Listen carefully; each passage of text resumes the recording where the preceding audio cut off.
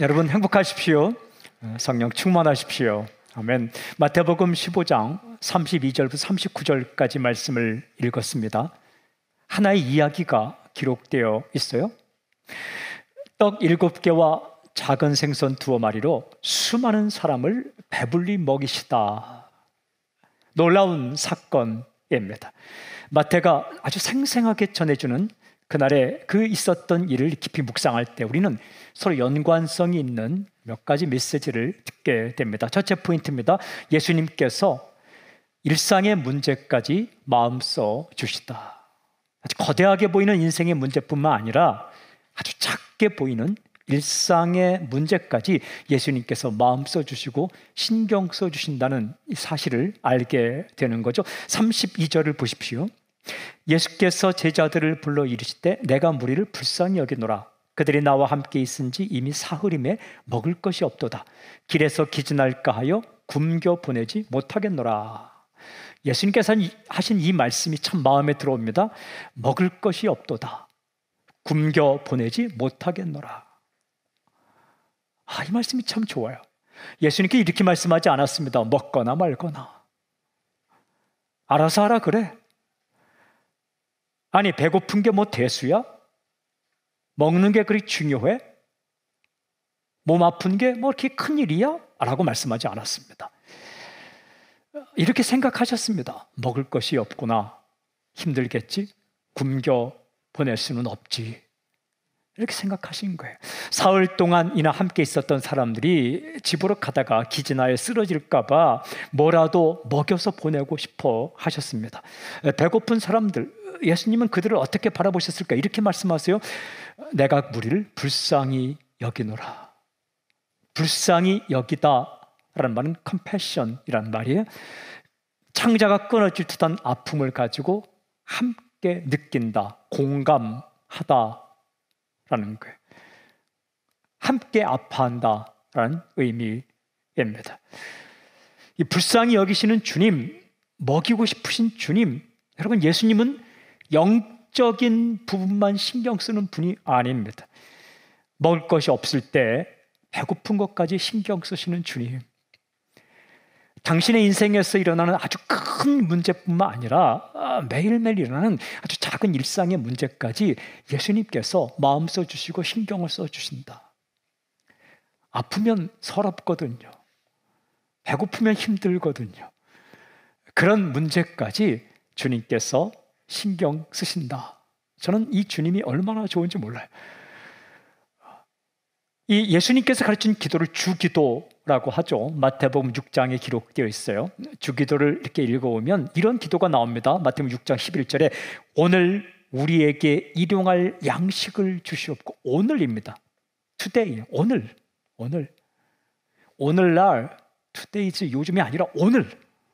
여러분 어제 배불리 먹었어도 오늘 배고프면 힘든 거예요. 지난날 굉장히 아주 빛나는 인생을 살았어도 오늘 힘들면 힘든 거예요. 그러니까 오늘 우리에게 일용할 하루의 양식을 주십시오. 이거 구하라는 거예요. 그 이전에는 어떤 기도가 있는가? 아버지의 이름이 거룩히 여김을 받으시오며. 굉장한 기도입니다. 아버지의 나라가 임하시오며. 엄청난 기도입니다. 아버지의 뜻이 이 땅에서 이루어지기를 원합니다. 정말 기가 막힌 기도입니다. 이 기도 바로 다음에 따라 나오는 기도는 오늘 우리에게, 여러분 나에게, 우리에게, 남들에겐 별 문제 같지 않아도 내게 먹을 거 없으면 큰 문제입니다. 그러니까 오늘 나에게 그 먹을 것을 주십시오. 이 기도를 하라라고 가르쳐 주셨어요. 그 짧은 주기도를 가르쳐 주시면서 아버지의 이름, 아버지의 나라, 아버지의 뜻이라는 장엄한 기도 다음에 바로 따로 나오는 기도가 먹을 것 위해서 기도하라. 예수님은 그렇게 신경 써 주셨습니다. 마태복음 6장을 읽어보면 이런 말씀이 있어요. 6장 31절, 32절.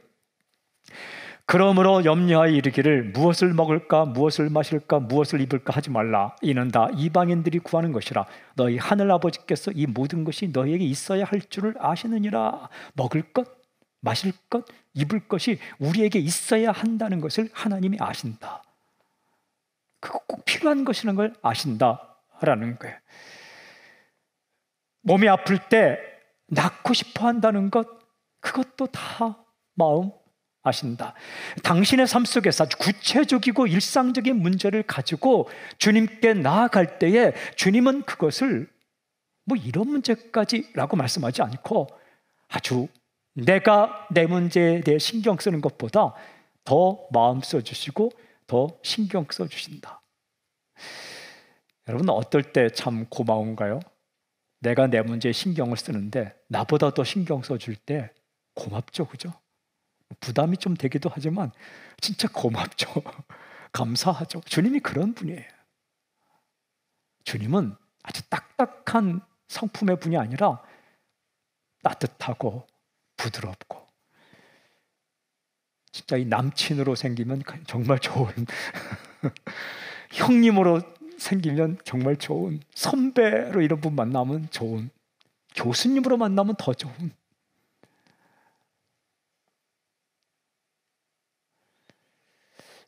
엄마의 마음이 거의 주님의 마음 비슷하는 거죠. 아비의 마음, 목자의 마음. 예수님은 당신의 일상적인 문제까지 마음 써주신다. 질문이 있어요.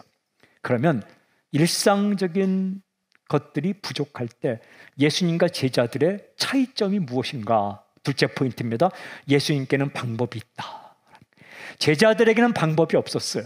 하지만 예수님께는 방법이 있었습니다. 33절을 보십시오. 제자들이 이르되 광야에 있어 우리가 어디서 이런 무리가 배부를 만큼 떡을 얻으리까? 사람을 굶겨서 보낼 수 없다라는 예수님의 말씀을 듣자마자 제자들은 말하는 겁니다. 방법이 없다라는 거예요. 이 말, 광야에 있어 이런 무리가 어디서 배부를 만큼 떡을 얻을 수 있겠습니까? 이 말은 방법이 없습니다 라는 제자들의 말이에요. 그들이 방법이 없다고 생각한 이유가 몇 가지 있어요. 방금 읽은 말을 읽어보면 첫째는 광야입니다. 먹을 것을 구하기 힘듭니다. 힘든 시절, 힘든 상황, 어려운 상황, 지금 광야입니다. 객관적인 이유예요. 상식적으로 먹을 것을 구하기가 불가능하다라는 말입니다. 둘째 이유는 이런 무리는 이렇게 많은 사람들이란 의미입니다. 얼마나 많았는가? 38절에 보면 여자와 어린이 외에 4,000명이라고 기록되어 있어요. 그 당시는 이게 20세 이상의 남성들 숫자만 세웠기 때문에 여자와 어린아이들을 제외해도 4,000명이었다. 한 식구당 4명씩을 계산하면 16,000명 정도 되는 사람들입니다. 큰 무리입니다. 한두 사람 식사 챙기는 것은 어쩌어쩌 하면 될 수 있는데 16,000명 분의 식사를 챙기는 것은 쉽지 않은 일입니다. 그러니까 이렇게 큰 무리, 방법이 없습니다. 세 번째 이유는 배부를 만큼 떡. 그때 예수님의 마음을 알거든요, 제자들이.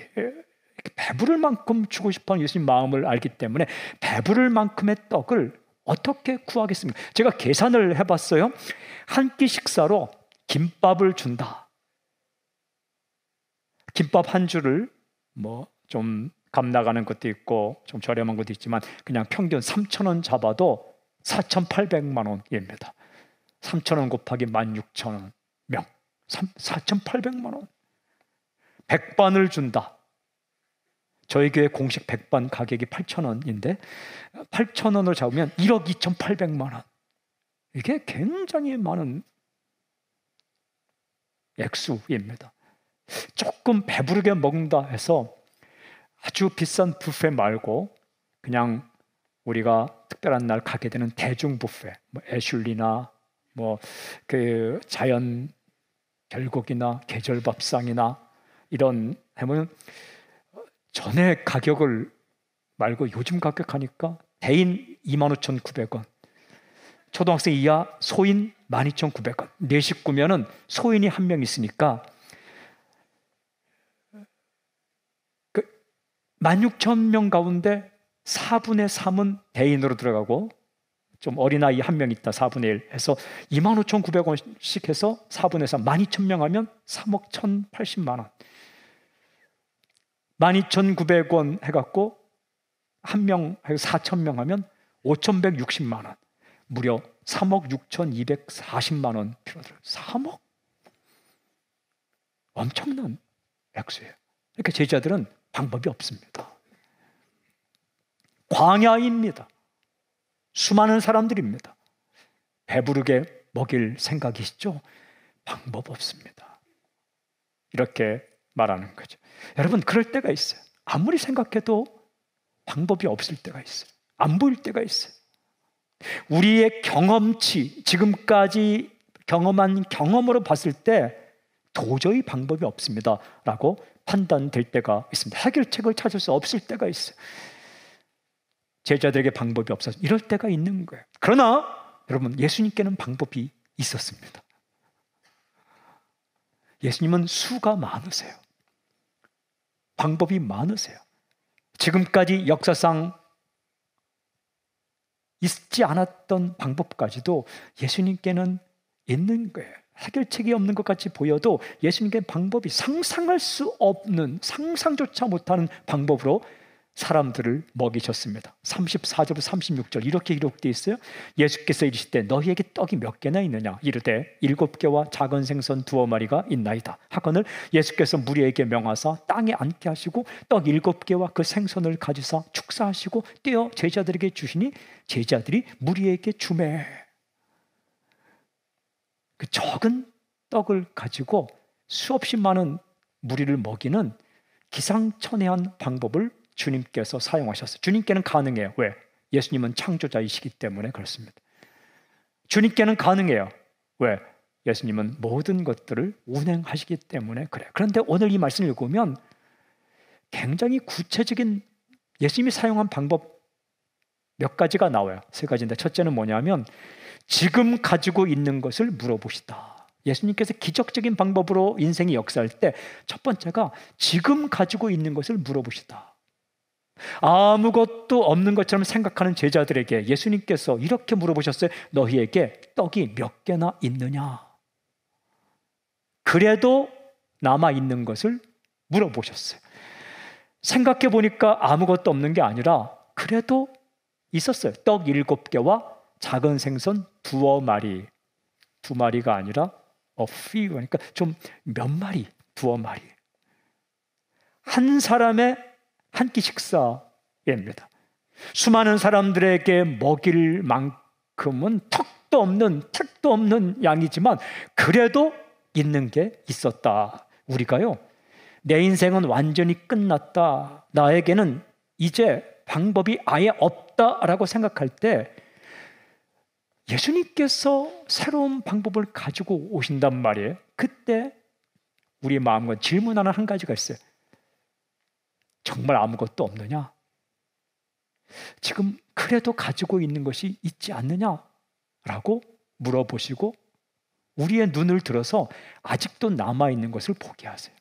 사라진 것들을 바라보며, 없어진 것들을 바라보며, 떠나간 것들을 바라보며, 깨어진 것을 바라보며 한없이 울게 하는 존재가 사탄이에요. 사탄은 사라진 것들, 깨어진 것들, 없어진 것들, 내게 없는 것들을 바라보며 한없이 비교하고 좌절하고 절망하게 만드는 존재인데, 성령님은 그래도 아직 나에게 남아있는 것들을 보게 하세요.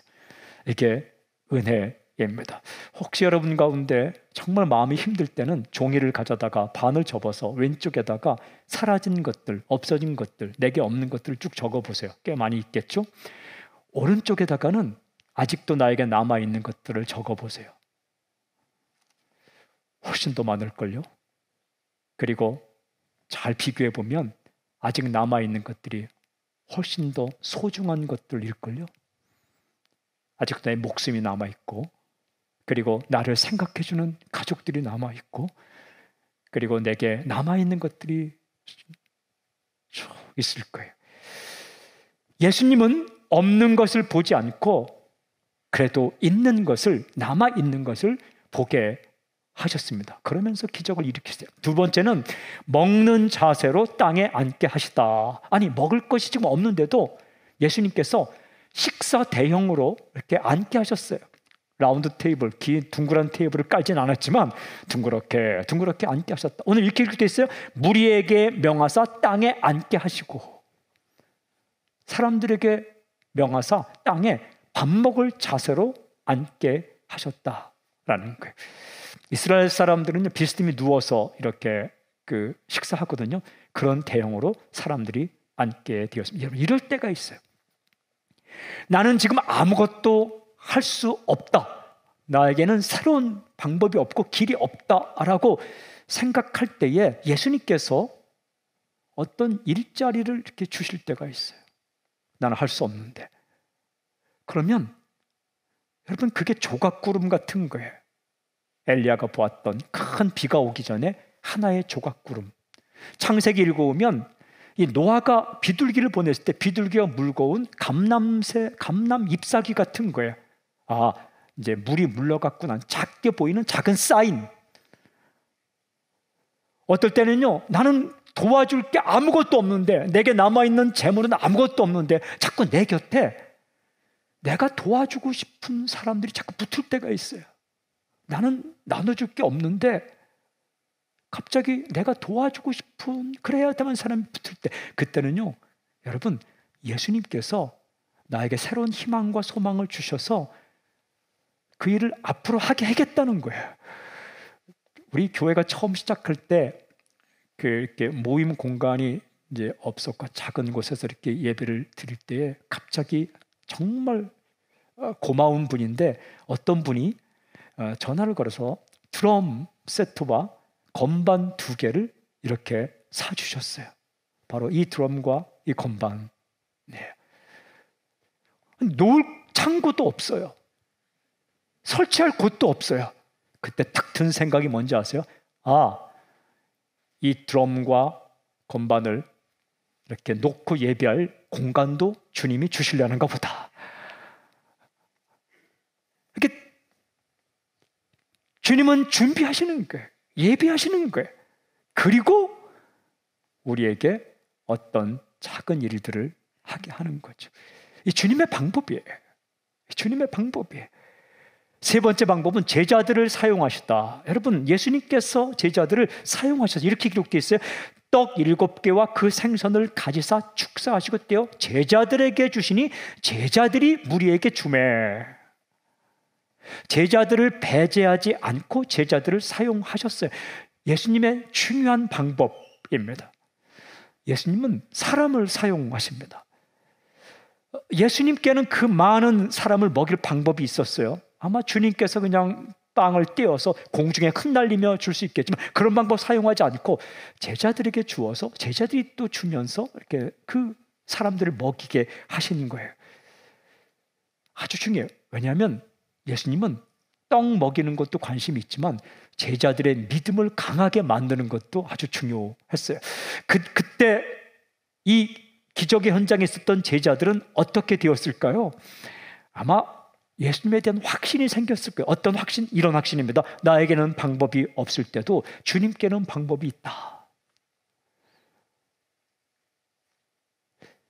이 사실을 경험하게 돼. 그러니까 우리가 광야에 있는 것처럼, 긴 들판에 있는 것처럼 아무것도 없는데 내가 할 일은 이 큰 무리처럼 보이고, 그때 주님께 나오면 여러분, 주님을 새롭게 만나고 더 깊게 만나는 계기가 되는 거죠. 나의 믿음이 강해지는 계기가 되는 거예요. 여러분, 한 가지 꼭 기억하십시오. 예수님께는 방법이 있습니다. 광야에도 길을 만드시고 사막에도 강을 여시는 예수님께는 내 인생의 문제를 해결하고 새로운 길을 열어줄 방법이 있어요. 예수님 길이십니다. 주께서 말씀하셨어요. 내가 곧 길이요.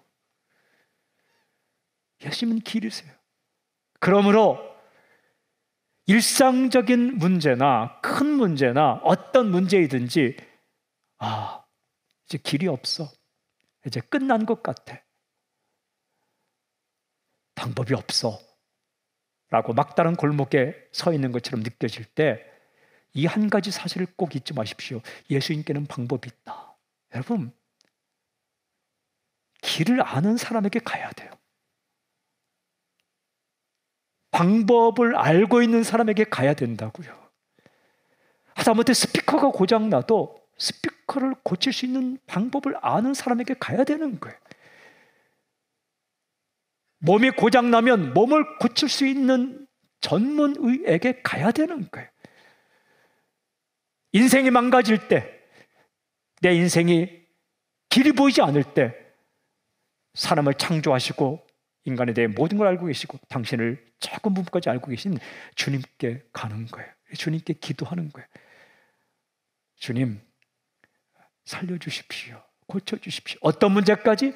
일상의 아주 작은 문제까지 그렇게 가지고 나아가는 것. 주님은 해줄 마음이 있으세요. 그리고 해줄 능력이 있으십니다. 주님께는 방법이 있다. 마지막 한 가지 질문. 그럼 어떻게 되었을까요?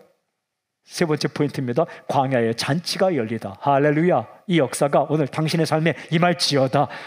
광야의 잔치가 열렸어요. 이렇게 기록되어 있어요. 37절, 38절, 39절. 우리 함께 읽어볼까요? 내 인생에, 우리 가정에, 내 삶에 이런 사건이 일어나기를 원하면서 크게 37, 38, 39절까지 함께 읽겠습니다. 시작. 다 배불리 먹고 남은 조각을 7광주리에 차게 거두었으며 먹은 자는 여자와 어린이 외에 4,000명이었더라. 예수께서 무리를 흩어 보내시고 배에 오르사 마가단 지경으로 가시니라. 광야에 잔치가 열렸어요. 저는 이 구절이 참 좋습니다. 다 배불리 먹고.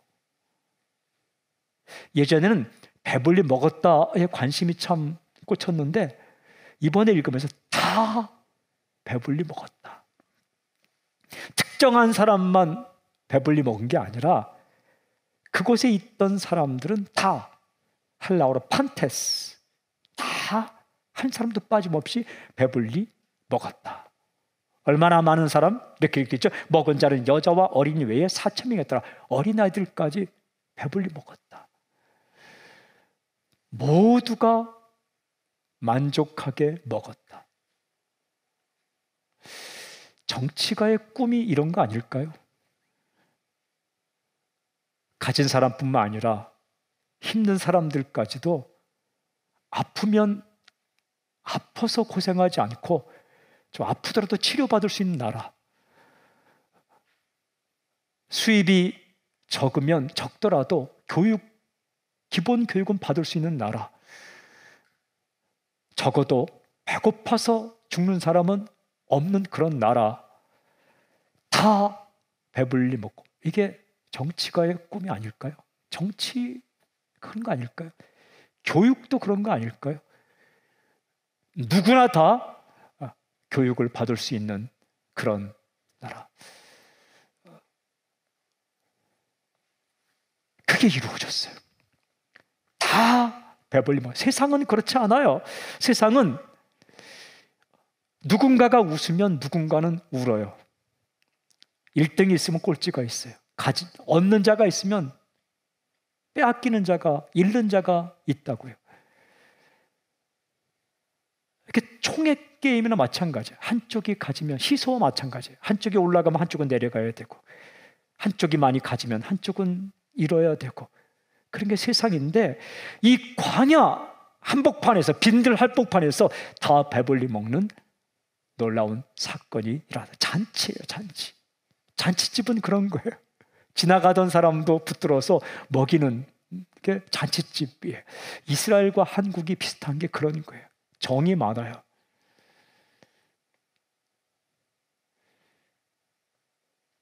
예수님께서 다 배불리 먹이셨다. 사람이 생각하는 방법은 일부만 만족시키는 거예요.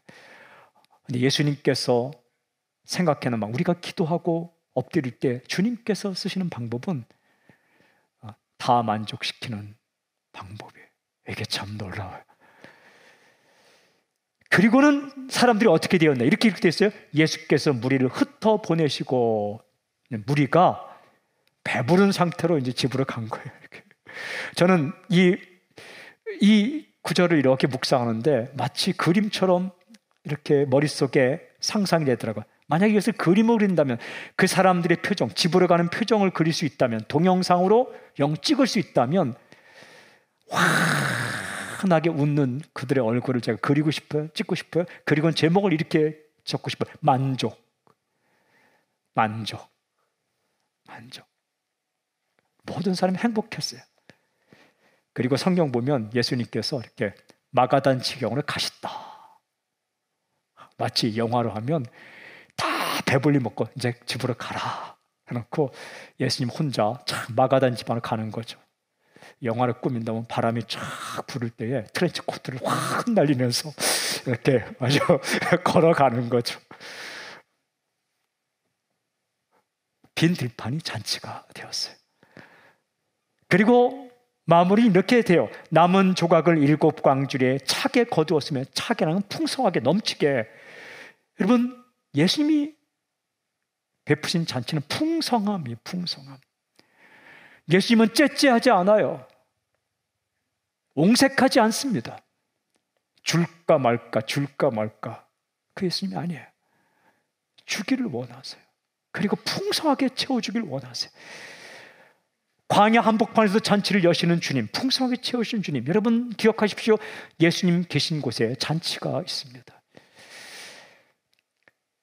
광야 한복판에서도 잔치가 일었다. 저는 제가 성경을 읽으면서 두 사람의 노래가 생각났어요. 한 사람은 다윗입니다. 다윗은 하나님을 이렇게 노래해요. 시편 23편 1절. 여호와는 나의 목자시니 내게 부족함이 없으리로다. 그러면서 5절에 이렇게 고백합니다. 주께서 내 원수의 목전에서 내게 상을 차려주시고 기름을 내 머리에 부으셨으니 내 잔이 넘치나이다. 여기서 상은 밥상입니다. 표창장이 아니라, 상장이 아니라 밥상입니다. 테이블. 원수의 목전은 정말 광야 중의 광야입니다. 나를 죽이려고 으르렁거리는 사람 앞에 서 있는 것만큼 힘든 게 없어요. 나를 죽이려고 하지 않지만 나를 심사하는 심사관, 이 심사위원 앞에 있는 것도 힘들잖아요. 여러분, 심사위원 앞에 이렇게 면접 보거나 할 때 너무 떨지 마세요. 당신 죽이려고 하는 게 아니라 괜찮으면 당신 채용하려고 하는 거니까 그냥 나의 팬이다 생각해서 그게 정말 시간을 내고 돈을 내어서 나를 이렇게 알아보려고, 내 장점을 알아보려고 내 앞에 와 있는 건 얼마나 이게, 그래서 나의 팬이다 생각하고 편하게 하세요. 잘 안 되지만, 하지만 나의 약점을 잡아 죽이려는 사람 앞에 있는 건 쉽지 않아요. 원수 앞에 있는 건 쉽지 않아요. 광야예요. 그런데 다윗은 이렇게 고백합니다. 내 원수의 목전에서 내게 밥상을 차려주신다. 그런데 내 잔이 넘치나이다. 밥상을 차려주고 이렇게 부어주시는데 넘치도록 차려주신다. 그래서 노래하는 거예요. 주님은 내 원수의 목전에 내가 있을 때에 내게 밥상을 차려주시고 내 머리에 기름 부었다는 것은 선택하시고 구별하신다는 거예요. 그리고 내 잔을 넘치게 채워주십니다. 이렇게 노래합니다. 또 한 명의 노래는 사도 바울이에요. 사도 바울이 로마의 감옥에 들어갔습니다. 감옥은 광야예요. 아무리 괜찮은 감옥도 감옥은 빈들판 광야, 힘든 곳이에요. 그곳에 있을 때에 빌립보 교회로 편지를 씁니다. 그게 빌립보서예요. 이렇게 고백합니다. 빌립보서 4장 19절에 나의 하나님이 그리스도 예수 안에서 영광 가운데 그 풍성한 대로 너희 모든 쓸 것을 채우시리라. 감옥 안에 있을지라도 바울은 경험했습니다. 풍성하게 채우시는 나의 하나님. 왜? 내가 예수님 안에 있기 때문에. 그 경험한 하나님을 빌립보 교회에게 이렇게 말합니다. 나의 하나님이 그리스도 예수 안에서 그 풍성한 대로 너희 쓸 것도 채우실 것이다. 감옥도 파티가 되는, 감옥 같은 광야도 이 잔치를 만드시는 이렇게 하나님을 노래하고 있습니다. 사랑하는 여러분, 힘든 시절, 광야에 홀로 서 있는 것 같이 힘든 시간을 지내는 사람 있습니까? 큰 문제뿐만 아니라 작은 문제까지 마음이 빈 들판처럼 허전하고 텅 비어있는, 원인은 몰라요. 원인은 여러 가지가 있어요. 사람은요, 흘러가는 나이대에 따라서 마음이 텅 빈 것처럼 그럴 때가 있어요. 내 문제뿐만 아니라 나와 가까이 있는 사람 문제 때문에 인생이 광야처럼 느껴질 때도 있어요. 아주 큰 문제가 아니라 작은 문제인데 방법이 없을 때가 있어요. 그때에 예수님을 기억하십시오. 그리고 다른 곳에 가지 말고 자신의 문제를 가지고 예수님 앞에 나아오십시오. 예수님께는 방법이 있습니다. 아무리 생각해도 길이 없을 것처럼 생각되지만 예수님께는 길이 있어요. 예수님은 방법이 있어요. 배고픈 것, 필요한 것, 아픈 것, 관계가 깨어진 것, 내가 어떤 일을 해야 되는데 방법이 보이지 않는 것, 어떤 문제이든지 주님께 나와서 주님께 붙들어 달라고, 길을 열어달라고 이렇게 기도하십시오. 예수님께는 방법이 있습니다. 광야 같은 인생 가운데 주님께서 잔치를 열어주실 것입니다. 저는 선포합니다. 절망이 가득한 광야 같은 인생에 있는 사람이 있다면 오늘 주님으로 말미암아 희망이 넘칠지어다. 아멘. 한숨으로 가득 찬 광야 같은 인생이 있다면 주님으로 말미암아 노래가 임할지어다. 근심이 가득 찬 광야 같은 인생마다 평안이 임할지어다. 두려움으로 휩싸인 광야 같은 인생마다 담대함이 넘칠지어다. 아멘, 아멘. 깨어짐이 있는 광야 같은 가정마다, 인생마다 하나됨이 임할지어다. 그렇게 하시는 주님이십니다. 기억하십시오. 힘들고 어려울 때 내게 이 문제를 뚫고 나갈 방법이 없다 생각할 때 이 메시지를 기억하십시오. 예수님께는 방법이 있다. 방법이 있는 사람에게 가십시오. 그게 지혜입니다. 길을 알고 있는 사람에게 가십시오. 그게 지혜입니다. 예수님은 길이십니다. 쉽게 방법이 있어요.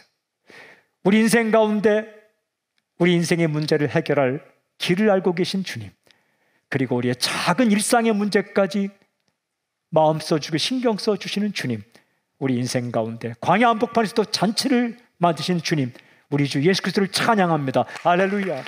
주를 높여드립니다. 주를 높여드립니다. 아멘.